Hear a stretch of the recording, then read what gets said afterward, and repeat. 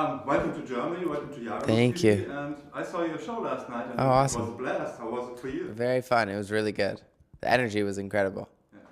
I really wondered because you just be there with your guitar all alone on stage, Yeah. and everybody was like, oh my god, it's incredible. Thank you. How do you recognize it when you are on stage and you have the crowd yelling and screaming? Well, then as soon as I played the second song and they started dancing and stuff, it was really fun. And the folks even already know your lyrics. Yeah, which is incredible. How come? I mean, maybe videos of me singing it in other places online. I don't know. They're just amazing. When I got to the location, I saw some girls crying outside. Yeah. They had no mommy paper to let them in. Oh. Do you notice such a thing? No, unfortunately I can't go outside at shows. But no, that sucks. I mean, I know because it sold out quickly, but next time I'll come back and do a bigger venue and hopefully everyone can come. Is it already scheduled when you come back? No, not scheduled in yet. Okay. No, but it's not because it was sold out, because I forgot the paper from signing by. Oh, no way. Underage and that they can go. Oh, poor girls. Could you imagine how it would be like? No, that would be horrible. I didn't even know that. I didn't know that. That's horrible.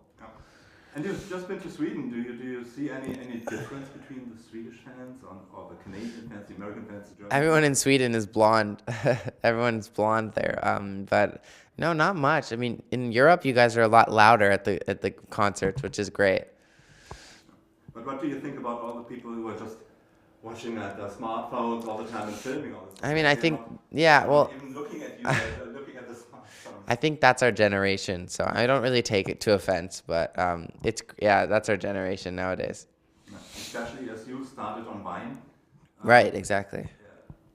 How did you come up with the idea? Was it just like you were thinking, okay, I want to be a musician, I want to be popular, so how should I start everything? No, it was like, I'm bored. Why don't I make a video of me singing, type of thing? And it was kind of spontaneous. At the time, I didn't really do it to become anything. It was just for fun. So, and what was it like when you got the phone call? Oh, it was crazy. My world has been crazy for the past year.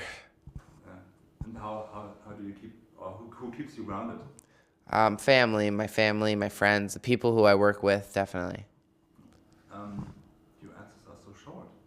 Oh, sorry. You have to tell me more. I'll tell you more. Sorry, I've done a lot today. I'm starting to get fried out.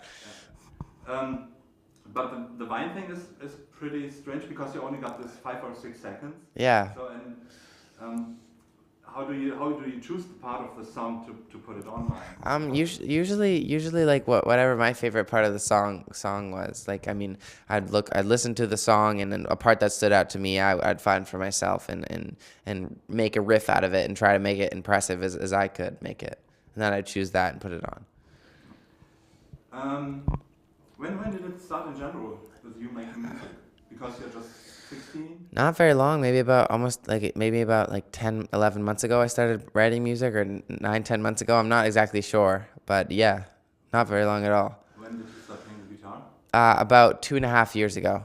So. Did you get a teacher or? No, I learned off YouTube. Really? Yeah. How long does it take? Well, I guess it takes 2.5 years. No, it quickly. I started learning very quick. Within 3 months, I was playing guitar. Yeah. Which songs did you use for the beginning? The A-Team by Ed Sheeran was one of the first songs I ever learned. You know that one, right? Yeah. I did an interview with Ed Sheeran too here in Berlin at Heimathafen. It was pretty cool. So your parents are not musicians at all? No, unfortunately. How do they support you? They love it. They're so supportive with everything that I do, and they're behind me 100%, which is great because that's what you need to be successful in this industry, for sure. Would you say your parents are your biggest fans? Do you have any sisters? I have a little sister, yeah. I'd say, yeah, my mom and dad are my biggest fans, for sure. So, let's see.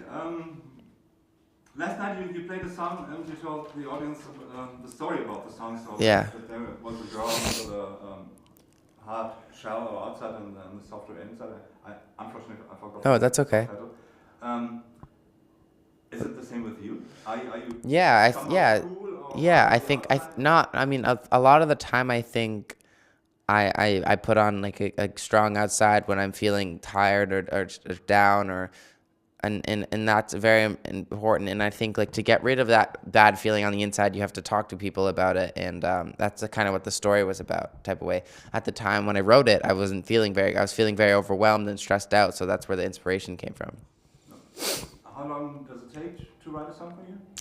It depends. That song took me 45 minutes. Some other songs take days. Some take weeks. Some take 2 hours. I mean, it all depends. Depends what you're writing about. It depends on like how much you like that subject, how you're feeling that day. Some days you just get in there and you start writing so fast and you can't even slow down. You can't even eat because you just have to keep writing because it's just coming out so good. So it's a kind of flow then. Yeah, yeah. So what is it like? So you start with the lyrics and then you're gonna find some. Did I turn it? I think I switched it. Is it good? Okay. Can you hear me again? Sorry, I switched it down here. So what is your songwriting process like? Depends. I mean, I'd be usually like playing something on guitar, like a little riff, and then start humming to it, and then a melody comes. I'm like, oh, that's a really cool melody. Like, and then I'll be like, well, what does the melody sound like? And like, if it's a sad melody, like what's right about a sad song? If it's a happy melody, like what makes me happy, type of thing. And that's kind of like where I go from. And Never Be Alone is kind of sad, but kind of happy. Also a kind of result of the past year, more or less. Right. So you being on tour and doing all the promos. And being away from my loved ones, like family and friends, and kind of like wrote that song on that edge. What do you do when you feel lonely? I think in the hotel room? you just got to make sure you stay in contact. I mean, always texting and talking to your friends from home and making sure the people around you are keeping you company is very important. Handwritten, your first album is going to be released soon here Yeah. in Germany. How long did you work on it? Not long at all. I mean, I think we were working on it from not very long, maybe like 6 months. No, not even that. Maybe like 5 months. So very quick. We didn't have a lot of time to work on it, but the music came very quick as well. So it was very fun. Did you write all the songs by yourself? No, not by myself, but I wrote most of them, yeah. And collaborating with other writers and stuff. You get in a session and you kind of just do as many songs as you want. I haven't found out who was the producer. Depends. I have a couple. There's one, his name is Martin Terefe. He's from Sweden. And then another one, his name is Ido from New York. And then one more. I only use like 3 producers, I think. Yeah, not very many. How big was their impact on your work? I tell them what I want. So like Martin Terefe did a great job on songs like This Is What It Takes and stuff like that. But it's a collaborative mix. So they don't change very much. I try to do it with them. We work together on it. So how would you describe the atmosphere in the studio? Did you have a studio session like 10 days Yeah. in a row or something? Yeah, like 9 days in a row, and it's great. I mean, always with really good people and very happy. And for me, it's just hard to keep my voice going because it's so tired. But what? Describe it a little bit more. Do you need a special, I don't know? Well, drinks, yeah, well, like 3Ds it's. or I mean, oils or- not really. Well, we usually just like make sure that we always have like an amazing lunch. Lunch was like the most important of the day, and have good lunch. And we have espressos in the studio, so we just keep shooting back espressos to keep going all night.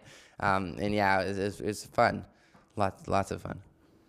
Life of the Party was your first single release? Yeah. What can you tell me about the songwriting of this song? It's basically about like as a teenager or any age, having self-confidence and saying like, hey, like I don't need to be like this version of ordinary or regular. I'm cool the way I am. Like I should be confident in myself, type of way. And I think it's a very empowering song in that sense. The video was shot in a diner. Are you a huge diner fan? Not a huge diner fan, but no, it's in Toronto, and a very famous diner we have. And it looks really cool, like old back in time, right? It's kind of cool. But diners are very like kind of they make me feel like I've gone back in time. So I was excited to do one there. I've been to Toronto like 4 years ago. Oh wow, It's pretty nice. yeah. Nice city. Some great uplifting song. And Right. this cover scene, which is incredible because I was in a video shoot here from a Berlin act, and I was also doing the covers things. Oh yeah, that's funny. Of my video shoot. You even had a little choreo in this video. Are you a dancer? No, I'm not. That was my first time ever dancing in my life. The night before, I had a couple choreographers teach me, and I was working for 4 hours. I learned that, and then the next day I did it.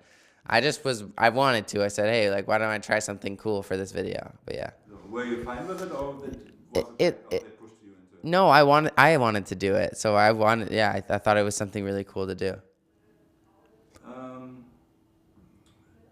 Were you allowed to sign your record deal, or? Yeah, I did. Yeah, but they obviously had to sign another one because I'm underage.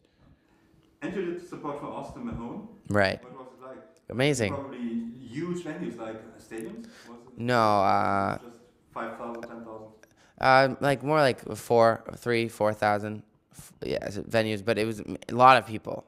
4,000 is a lot of people, no matter what. So it was very fun and really amazing. And not as much as I would have liked to. We were both very busy with promo and stuff, and so unfortunately we didn't hang out as much.